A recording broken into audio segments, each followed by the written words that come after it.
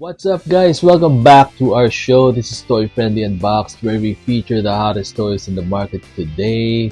And I hope you guys are doing okay. I hope you guys are safe. Medyo maulan ngayon, maraming bagyo, maraming hinihila yung habagat natin. The southwest monsoon is acting up. So I hope you guys are safe and sana okay kayo. Walang mga masyadong binaha dyan. What better way to spend a good rainy night than with us and with this new unboxing episode. And we're going to be featuring this RX-78-2 Jumbo SOFUBI figure from Bandai Namco and Plex. Ayan, collaboration ng Bandai Namco and Plex. Okay, at least nakikita nyo na may window kasi. Pero unbox natin ito ngayon. Before anything else, please like, comment, and subscribe to our channel. And don't forget to hit that notification bell for announcements on future unboxing episodes and other fun stuff. And please do visit our Facebook store, which is www.facebook.com/toyfriend. And without any further ado, here we go!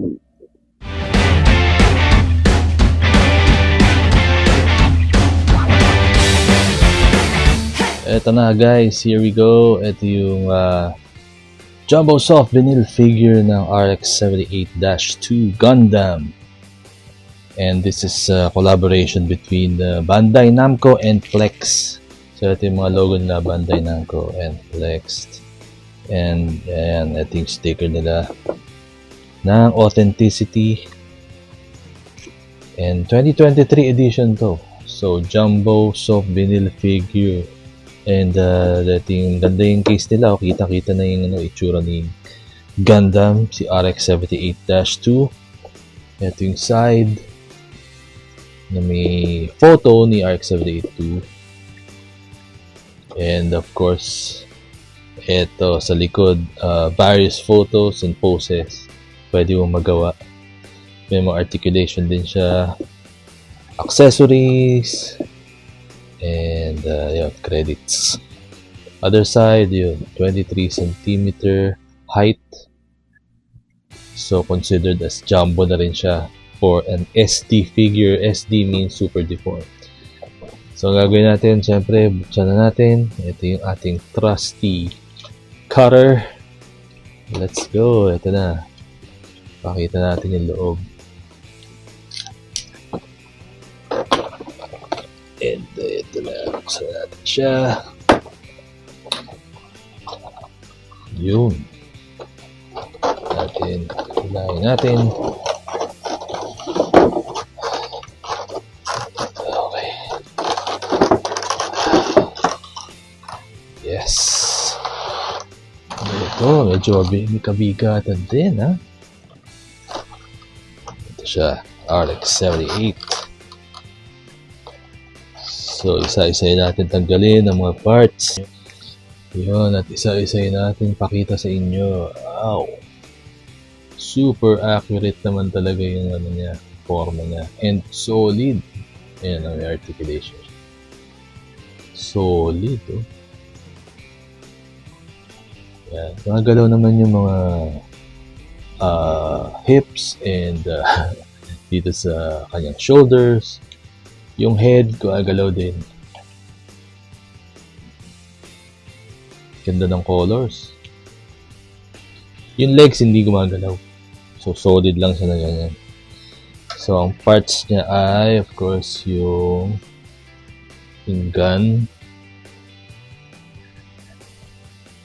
And, of course, this lightsaber. Pwede niyang hawakan. And of course, the trusty shield na accurate din ang design. Ang ganda. So, let's put it all together and let's see what it looks like. So guys, ito na. Kinabit ko na yung mga parts. Ito muna, unahin natin yung may version ng naka-lightsaber siya. Okay. Galing. Medyo mahigpit ang kabitan. So, kailangan medyo ingat din para pag kinabit nyo na walang nadadamage dun sa toy. So, super solid tong laruan na to. So, accurate naman yung colors niya. And Yun nga. Walang die-cast parts to ah. Kasi nga, of course, it's a uh, vinyl toy. Yung jumbo soft vinyl toy nga ang tawag nila dito. Jumbo kasi, syempre, kita nyo naman yung size. And also, super deformed yung version niya. Meaning, parang para siyang, as the name implies, super deformed. Mini size, bite size. Bite size. Bawal na sabihin yung M word di ba? Pero yun nga siya. Ganun siya, mini size, SD. And yan, ganda articulation. So, ito, perfect to do sa mga collectors and fans ng RX-78-2 na Gundam, di ba? From the Universal Century 0079. So, ito, perfect addition to do sa collection nyo. Dahil, kita-kita naman, ito, para sa akin, yung pinakasikat na Gundam talaga. Ito yung pinaka-iconic. So, tingnan natin, change naman natin yung hand niya to the one with the hand holding the rifle. Okay, guys, ito na, napalitan ko na yung isang hand niya with the one holding the rifle. So, although mas astig naman talaga itong forma na to. Kaya lang, ang disadvantage is nagkaroon siya ng mga blemishes pag sinusuot yung joints. Yun lang. So pag kinabit nyo na yan, pwede nyo naman siyang alisin ulit and ipalit ulit yung lightsaber. Kaso may risk na naman ng magkaroon ng mga blemishes na ganito kasi kailangan medyo i-force mo forced entry. Ang disadvantage nun, yung paint na kumakalat, yung paint na galing dito sa other hand, kakalat to sa white surfaces. Pwede mo na maalisin yan siguro. Hanap ka ng wipe para maalis, or I don't know, ma-research natin. Pero yung disadvantage niya, ito, yun lang isang bad thing about this figure, yung pagpalit mo ng ito, yung hand, yung extra hand na may rifle. Yun nga, nagkakaroon ng blemish. Pero meron ng instructions na nakalagay din sabi, bago mo palit, mo muna, hair dryer mo muna yung medyo hassle, wala kasi kami hair dryer para lumuwag yung butas. Well, okay pa rin naman, maganda pa rin despite the fact na nagkaroon ng mga minor blemishes. And mas preferred ko naman talaga na hawak niya yung rifle niya, diba? Ang ganda nito, cute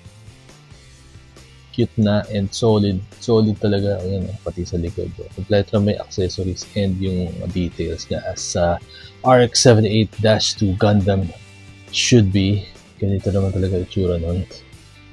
And pati yung sa bottom of the feet. Dito rin, may credits dito. Yun, legit na legit. And that was our quick unboxing and review of this SD Jumbo figure RX-78-2 from Bandai Namco and Plex.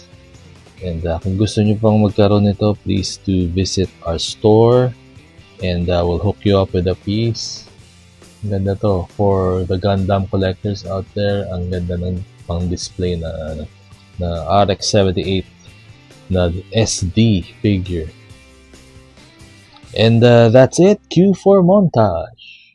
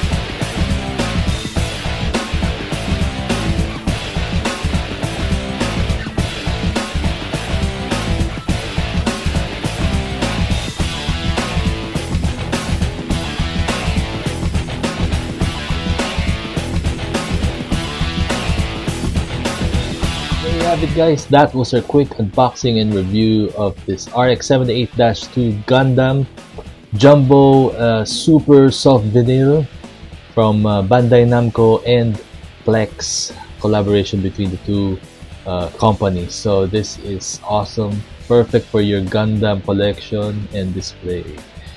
Again, thank you so much for watching. Please like, comment, subscribe to our channel, and don't forget to hit that notification bell for announcements of future unboxing episodes and other fun stuff. Also, if you want to get toys like these, please do visit our Facebook store, which is www.facebook.com/toyfriendly. And again, thank you so much, stay safe, and I'll see you in the next unboxing episode.